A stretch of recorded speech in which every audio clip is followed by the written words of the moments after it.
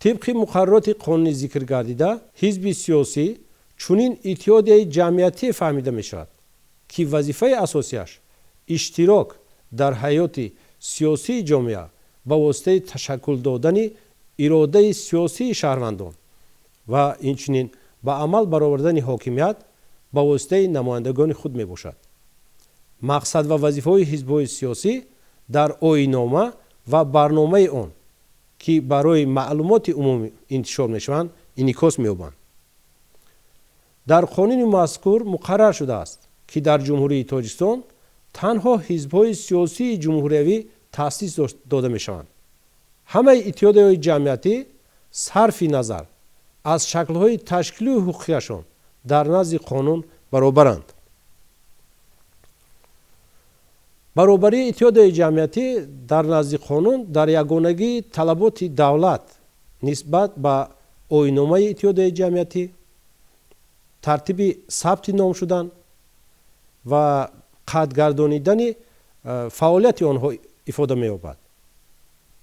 طبق مقررات قانونی مذکور اتحادیه جمعیتی در جمهوری تاجیکستان با تشبث مؤسسان آن نه کمتر از 3 نفر شخصان واقعی که به سن 18 سالگی رسیدند تأسیس داده می شود. در قطار شخصان واقعی، شخصان حقوقی، اتحادیه‌های جمعیتی نیز مؤسسان اتحادیه جمعیتی شده می توانند.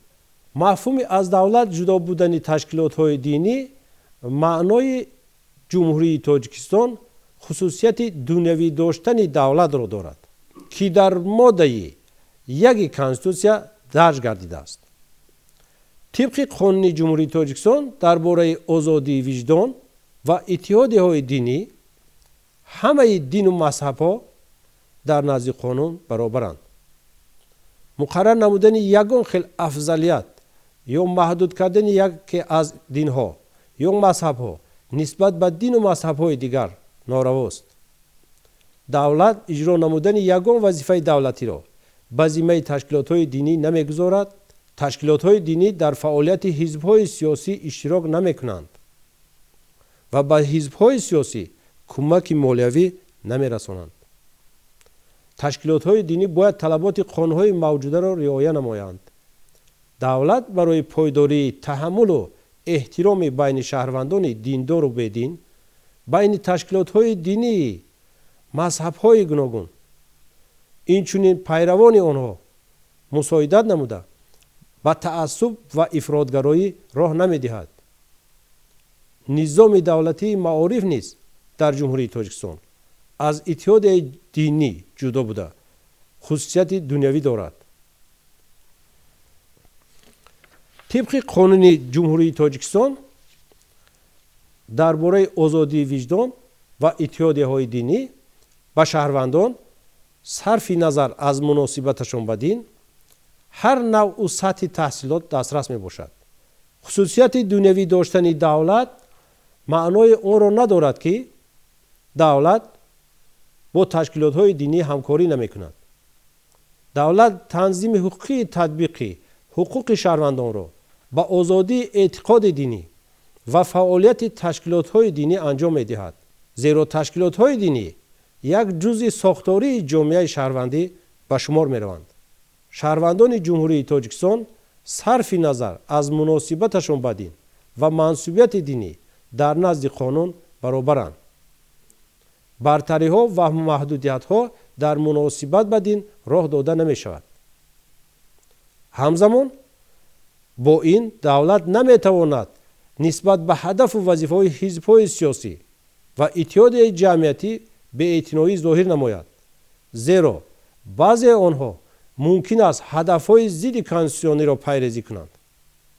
از این لحاظ در اساس مقررات ماده 8 کنستیتوسیا در قانون جمهوری تاجیکستان درباره حزب‌های سیاسی و قانون جمهوری تاجیکستان درباره اتحادیه‌های جمعیتی تأسیس اتحادیه جمعیتی که هدف و فعالیت آنها با تطبیق عمل‌های به زوری تغییر دادن یا سرنگون کردن اساس‌های ساختار کنستیتوسیونی دولت. халалдор кардани якпорчагии ҷумҳурии Тоҷикистон,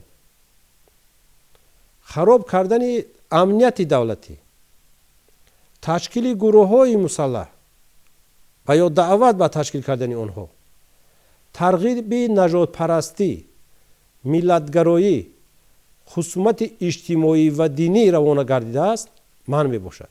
Бинандагони гиромӣ, умедворам аз имрӯза барнома дар бораи муҳтавои моддаи 8 Конститутсияи Ҷумҳурии Тоҷикистон маълумот пайдо намудед.